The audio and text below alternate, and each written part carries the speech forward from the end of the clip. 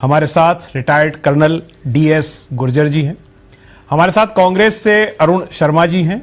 Bharatiya Janata party से पंकज मीणा जी हैं। एक लड़का आता है पिस्टल लेके और वो मार देता है। हमारे साथ रिटायर्ड कर्नल DS गुर्जर जी हैं। गुर्जर साहब, स्थिति तो देखो पीड़ादायी है। एक फौजी होने के नाते आप इसको दूसरे तरीके से देख सकते हैं, लेकिन एक सिविलियन जो है वो उसके लिए बहुत पीड़ादायी होता है। वो मानसिक रूप से तैयार नहीं होता अपनी जान देने के लिए। तो ये जो स्थिति बनी है, और हम सब समझते हैं कि ये स्थिति बनाई जा रही है भारत के लिए, क्योंकि भारत ने पिछले दिनों में बहुत उम्दा काम किया है। वहां कमर तोड़ी है आतंकवादियों की और उनके अस्तित्व को खतरा है। लेकिन जो स्थिति सामने है कि मई माह में एकदम से इनकी संख्या बढ़ गई है और एक माह में 10 लोग मार दिए जाएं, एक दिन में 2 लोग, तो ये इस तस्वीर को आप कैसे देखते हैं?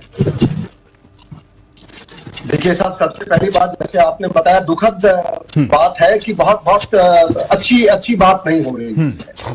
लेकिन यहाँ पर 2-4 मुख्य बिंदु निकल के आते हैं। जैसे मेरे से पहले हमारे साथियों ने बताया आपको, ब्रिगेडियर हिमन साहब भी बता रहे थे कि भाई politicisation of this issue at this time may not be right, इसका उचित नहीं है। बट मैं यहाँ इस बात से इनकी पूरी सहमत नहीं हूँ।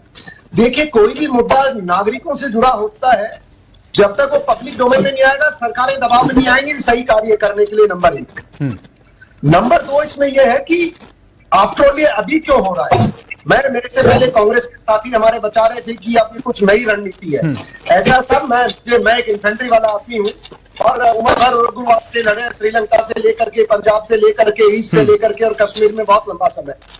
और ये कोई नई रणनीति नहीं है। अगर आपको याद हो, 91 में पंजाब के अंदर बिहार के लेबरर्स को मारने की प्रथा शुरू हुई थी जब चुनाव होने लगे। आप जब शांति की तरफ बढ़ते हैं तो ये कुछ ऐसे काम करते हैं जहां पब्लिक का मोरल डाउन किया जाए।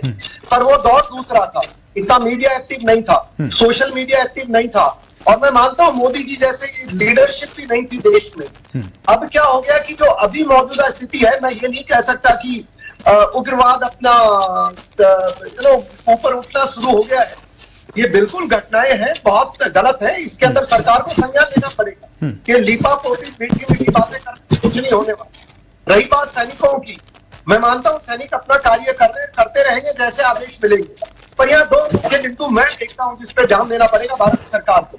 मैं धीमन साहब की तरह कोई कमेटी में जाने वाला नहीं हूं, ना कोई मुझे लेने वाला है, लेकिन फिर भी बता दूं मैं आपको 2 चीजें।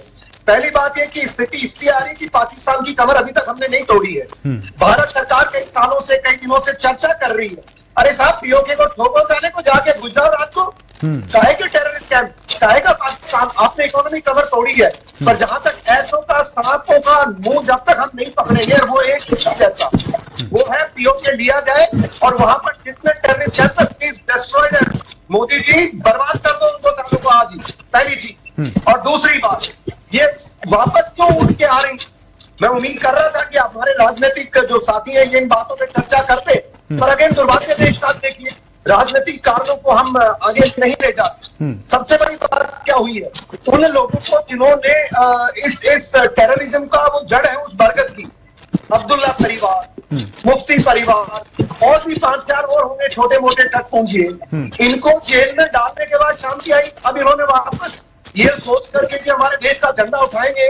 मोदी जी गलत राह में मत जाइए, आप इन लोगों की एडवाइस बंद कर दो। अमित भाई, आप भी सुन लो मेरी बात, उनको वापस जेल में डालो और उन अधिकारियों को जिनके ऊपर आज तक केस नहीं लगे जी, आप देखिए 3-4 लेकिन गुर्जर साहब, एक राजनीतिक प्रोसेस जब शुरू होगा तो उसमें भागीदारी सबकी होगी जी। उन पार्टियों की भी होगी, भले ही हमें पसंद हो ना हो, स्थानीय नागरिकों की होगी, और इसी प्रोसेस को शुरू करने की वहां तैयारी है।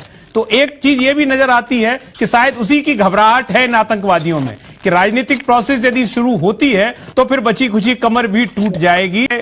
वो हाइब्रिड ही सही, आखिर कोई तो उसे निर्देशित करता है 1 या 2 मिशन के लिए, और वो घुस के अपने टारगेट को निशाना बना के चला जाता है। तो इसमें कहीं आपको लगता है कि 370 हटने के बाद थोड़ा सा वर्तमान सरकार की जो शक्ति वाली रणनीति थी उसमें सरकार थोड़ी सी शिथिल हुई, जिसका ये थोड़ा सा अभी हमें सामने दिख रहा है? नहीं, मेरा मानना ये है साहब कि 370 हटने के बाद सरकार कहीं कमजोर नहीं पड़ी है, सरकार बिल्कुल सख्त है। हाँ। पर सरकार ने जो गलती की वो मैंने आपको पहले भी बताया कि इन बदमाशों को छोड़ दिया जेल के बाहर, अब वो बाहर जाके उन्हीं के साथी हैं। आपने बहुत सही कहा कि ऑफिस के अंदर ऐसी कार्रवाई होना बिना लोकल उस ऑफिस के सपोर्ट के नहीं हो सकता है।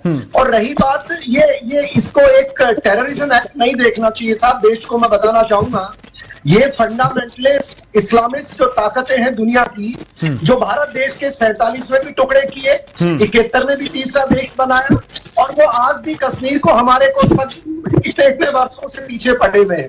टेररिज्म इनका टूल था, वो टूल बर्बाद हो चुका है। अब जहां तक बात है कि इसको जो फाइनल स्ट्राइक है, आप में से अभी बोल रहे थे, हमारे बीजेपी के साथी सही कह रहे थे कि दीपक जलता है, पर साहब ये शब्द तो हमने राजनेताओं से कई बार सुन चुके कि उग्रवाद खत्म हो रहा है। मेरा तो पूरा विमन निकल चुका लड़ते लड़ते इसी में। पर एक बात तय है जी,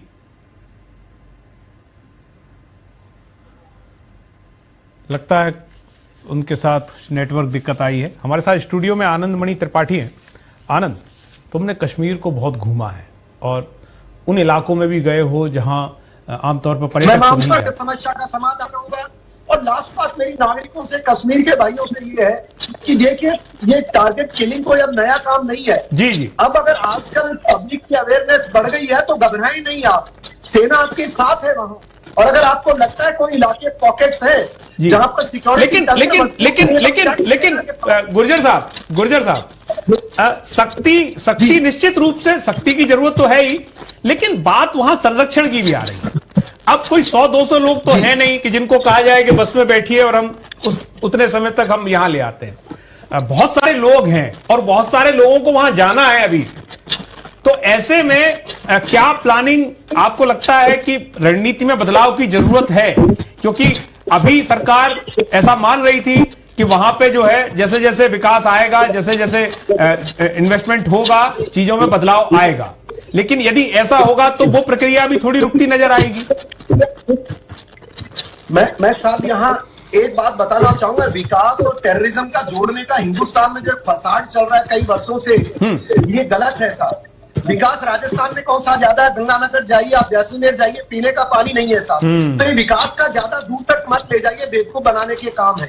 विकास कश्मीर में काफी है और गरीबी देश में, पूरे देश में है। जो असली बात है, वहां के जो मुख्य जो लोग बाग हैं, जो मेजोरिटी है, वो माइनॉरिटी को दूसरी नजर से देखती है। अगर वो चाहे तो इनका एक आदमी भी ना मरे, पर अब उसके अंदर भी सारे लोग तो एक जैसे। अब इस नजरिए को कैसे बदला जाए? तो फिर गुर्जर साहब, इस नजरिए को कैसे बदला जाए? इस नजरिए को कैसे बदला जाए? अरे साहब, डालिए फारूक अब्दुल्ला को जेल में, ये मुफ्ती महबूब को जेल में डालिए, जितने लोगों ने सेना के हमारे अधिकारियों की हत्या की उनको जेल में लगाइए। कमीशन आप एक्टिवेट, एक कमीशन तो बनाइए कि उग्रवाद के ऊपर किसकी हत्या हुई, किसने करवाई। एक कमीशन आज तक सरकार ने नहीं बनाया। आपने हिंदू एक्सोडस पे आज तक एक कमीशन नहीं बैठाया। अरे चार्जशीट तो फाइल करो, एफआईआर तो लगाओ, अपने आप सब लोग काबू आएंगे। सेना काम कर रही है पर बड़े फैसले हैं, इनको उन लोगों को कटघरे में लाना पड़ेगा जो ओवरग्राउंड वर्कर्स हैं, जो इन पॉलिटिकल जो बड़े बड़े वहां पर मसंडे हैं, उनको मसल्स को तोड़ना पड़ेगा देश को। और पाकिस्तान की कमर तोड़ने का पीओके लिया जाए, जितना जल्दी लेंगे। I am sure Modi ji must be planning. हमें उम्मीद है इस व्यक्ति पे, ये देश का भला करेंगे।